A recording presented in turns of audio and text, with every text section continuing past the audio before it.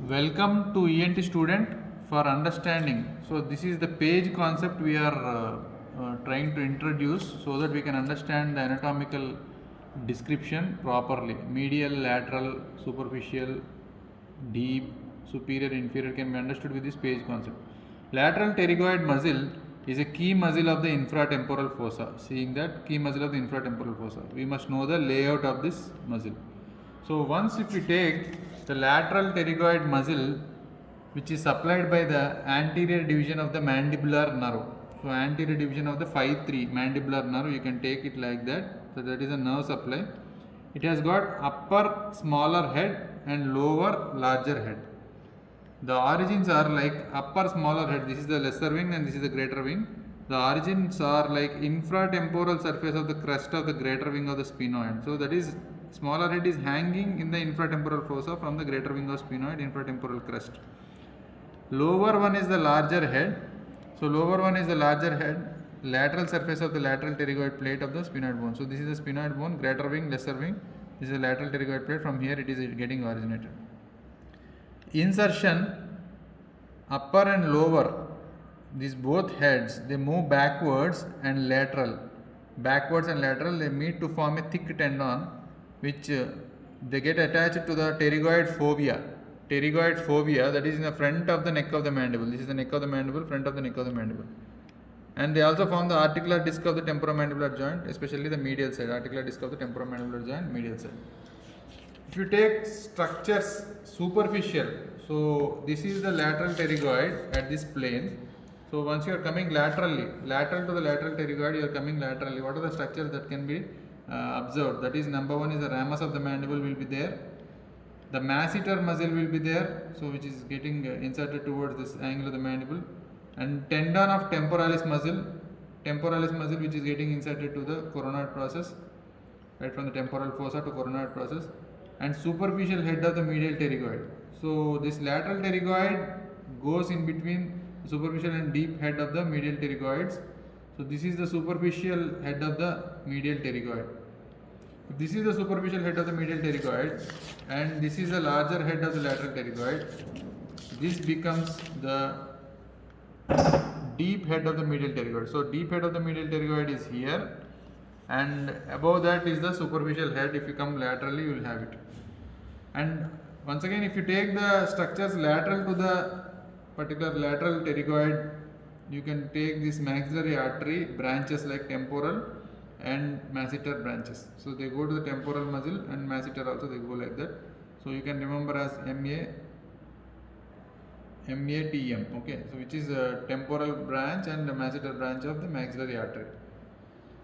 And structures deep to the lateral pterygoid. So this is lateral to the lateral pterygoid, superficial to the lateral pterygoid. Lateral pterygoid is lying here in the middle, and if you take the deep ones, you can have the nerve like mandibular division of the trigeminal nerve. So anterior part of this mandibular division is supplying this lateral pterygoid muscle, as we have already discussed. And you have the middle meningeal artery which has to go toward the foramen spinosum. Middle meningeal artery which has to go to the foramen spinosum. You have got the sphenomandibular ligament. Sphenomandibular ligament from sphenoid to mandible, that is sphenomandibular ligament. I already seen deep head of the medial pterygoid. So in between the deep head of the medial pterygoid and superficial head of the medial pterygoid is the lateral pterygoid. And what are the other structures? If you go above if this is the level of the lateral pterygoid, if you go above, upper border of this lateral pterygoid has got two deep temporal nerves and also the masseter nerve. Two deep temporal nerves and masseter nerve. This temporal nerve goes towards this temporal muscle, okay. And then lower border of this lateral pterygoid has got inferior alveolar nerve which goes towards the mandible to go towards the mandible and supply that lower teeth. Inferior alveolar artery along with the inferior alveolar nerve, inferior alveolar artery, and you have the lingual nerve which is supplying the general sensation for the tongue, lingual nerve, and also the middle meningeal artery. This middle meningeal artery is one of the branch of the maxillary artery. As we have seen, it goes deep to this lateral pterygoid and it is going to go towards the foramen spinosum. This is the position where it is going towards the foramen spinosum from the infratemporal fossa. So inferior alveolar nerve, inferior alveolar artery lingual nerve, middle meningeal artery. These are structures below the lateral pterygoid, and above the lateral pterygoid are deep temporal nerves and masseter nerve. And again, if you take the actions of the lateral pterygoid being as an opener, the only opener for this mouth is lateral pterygoid. Only opener is lateral pterygoid. It is attached to the temporomandibular joint, as we have seen. It forms the capsule, as we have seen, and fovea of the anterior part of the ramus of the mandible. Lateral pterygoid along with medial pterygoid, they protrude the mandible. So they protrude the mandible. If you take, this is the jaw, and this is the condyloid process, and this is the coronoid process.